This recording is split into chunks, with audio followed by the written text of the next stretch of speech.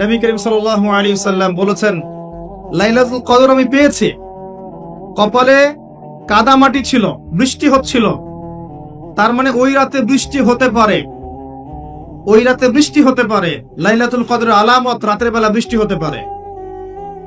বৃষ্টি হয়েছে, তিনি নামাজ পড়েছেন, কপালের মধ্যে কাদা লেগেছিল, তিনি বের হয়েছেন, সাহাবীদেরকে বলবেন কোন রাতটা লাইলাতুল কদর, আজকের রাতটা লাইলাতুল কদর, এটা বলতে বের হয়েছেন।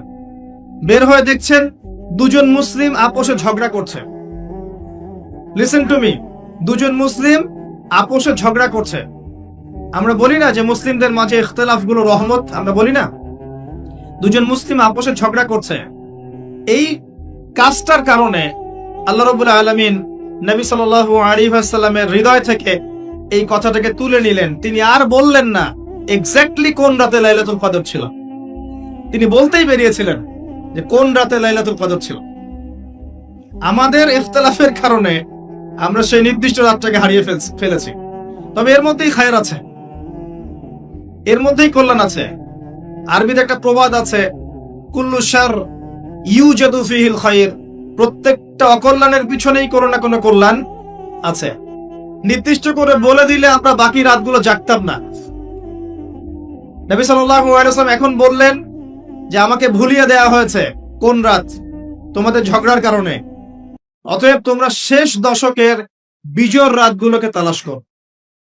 শেষ দশকের বিজোড় রাত বলতে 21-এর রাত, 23-এর রাত, 25, 27, 29, এই 5টা রাতের যে কোনো একটা লাইলাতুল কদর।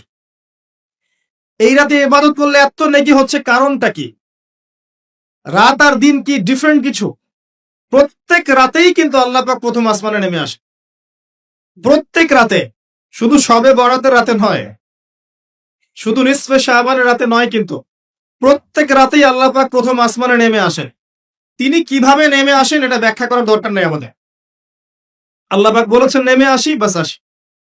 কারণ সবকিছু আমরা যুক্তি, বিজ্ঞান, দর্শন দিয়ে প্রমাণ করতে পারবো না। পারবো? সায়েন্সকে জিজ্ঞাসা করেন যে স্বপ্নের ব্যাখ্যা কি, ঘুম কাকে বলে, আত্মা কাকে বলে, আত্মা কঠিন না তরল না বায়বীয়, পারবে সায়েন্স ব্যাখ্যা করতে? কবরের আযাব কি, জিন জাতি কি, জিন জাতি কাকে বলে, জিন জাতি কেমন দেখতে, মালায়েকা কেমন, তারা কিভাবে কাজ করে, তাদের ফাংশন কি, তারা কি ব্যাখ্যা করতে পারবে? আমাদের একটা চেতনা তৈরি হয়েছে, সায়েন্স যা বলবে তাই সত্য। এই চেতনা পুরোপুরি সত্য নয়। কোরআন এবং সুন্নাহ, আল্লাহ এবং তার রাসূল যা বলবেন সেটাই চূড়ান্ত সত্য। এর বাইরে সত্য মিথ্যার চূড়ান্ত কোনো মানদণ্ড নাই। হ্যাঁ, সায়েন্সের ভিত্তি আমরাই দিয়েছি, এটা অমুসলিমরা দেয়নি, এর ভিত্তি মুসলিমরা দিয়েছে। পরবর্তীতে এরা এর উপর ঘষা মাজা করেছে।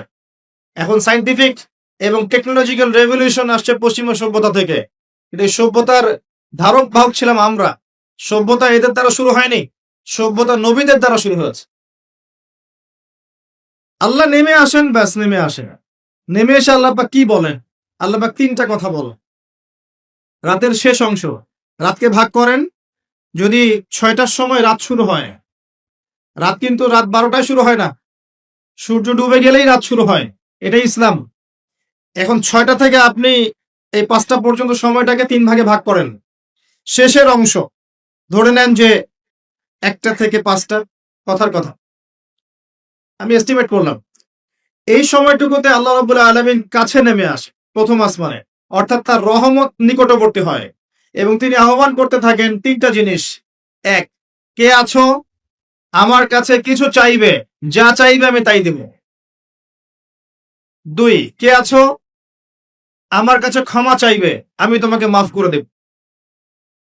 3, কে আছো আমাকে ডাকবে, আমি তোমার ডাকে সাড়া দেব। মানে এই সময় আপনি যা চাইবেন, ইনশাআল্লাহ আপনার আকীদায় যদি শিরক না থাকে, আমলে যদি বিদআত না থাকে এবং আপনার রিজিক যদি হালাল হয়, ইনশাআল্লাহ তাআলা আপনার দোয়া কবুল করা হবে। আল্লাহ পাক প্রত্যেক রাতেই নেমে আসেন। তাহলে লাইলাতুল কদরকে এত স্পেসিফিকলি ইম্পর্টেন্স দেওয়ার কারণ কি? একটাই কারণ, মনে রাখবেন, লাইলাতুল কদরকে মর্যাদা মণ্ডিত করার এবং রমাদান মাসকে শ্রেষ্ঠ মাস মর্যাদা মণ্ডিত করার একটা কারণ, only one reason behind it, সেটা হচ্ছে এই মাসে এবং এই রাতে আল কোরআন নাযিল হয়েছে।